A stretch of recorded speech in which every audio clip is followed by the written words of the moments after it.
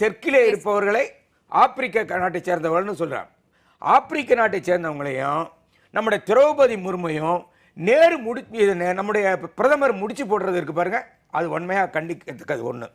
அடுத்த இன்னொரு விஷயம், அவர் ஒவ்வொரு நாளைக்கு ஒரு விஷயத்தை இந்த உருட்டுறதுன்னு சொல்லுவாங்கல்ல, ஒரு நாட்டினுடைய பிரதமர் இப்படிலாம் உருட்டக்கூடாது. அடுத்தது என்னன்னா, ராகுல் காந்தி இப்போ அதானி அம்பானியை பற்றி பேசுறதே இல்லை.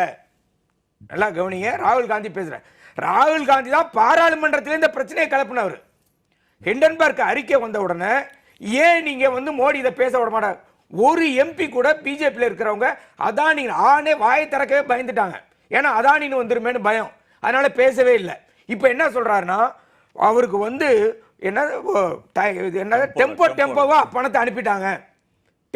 டெம்போவா ஒரு இடத்துல பணம் போகுதுன்னா பிடிக்கிற இடத்துல இருக்கிறது யாரு? மோடி தானே பிரதம மந்திரி.